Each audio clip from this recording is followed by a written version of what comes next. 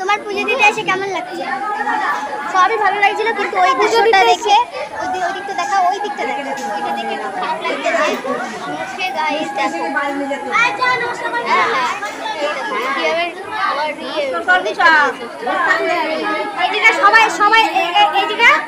সবাই পুজো দিচ্ছে, সবাই ওই জায়গায় যাচ্ছে, সবাই সবকিছু করছে, কিন্তু কারোর কোনো সে সবাই দিচ্ছে, সবাই আমি গিয়ে এখন নাম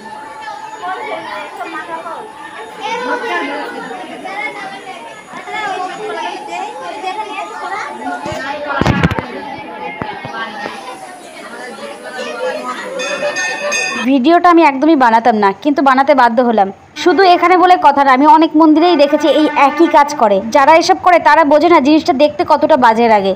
তুমি ভালোবেসে খাইয়ে দিচ্ছ ঠিক আছে, তাহলে মুখের ভিতর গুজে দেওয়ার কি আছে? কিছু কিছু মানুষ আছে অতিরিক্ত ভক্তির ঠেলায় এই কাজগুলো করে, কিন্তু এটা যে ভুল কাজ সেটা বোঝে না। এখানে একজন বয়স্ক মহিলা বসেছিল পাশে, তিনি অনেককেই বারণ করেছে, তারা কেউ শোনেনি, তা সত্ত্বেও গুজে দিয়ে গেছে মুখের মধ্যে। মনে হচ্ছে 2 বছরের বাচ্চা একদম খাবে না বায়না করছে, তার জন্য ওকে না জোর করে তোমার খেতেই হবে, এরকম একটা ব্যাপার। এখন অনেকে মনে করতে পারো যে তোমার কেন অসুবিধা হচ্ছে, তাদের উদ্দেশ্যে এই কথাটা। ভাই আমি বলে কথাটা নয়, এটা যে দেখবে তারই বিরক্তি লাগবে।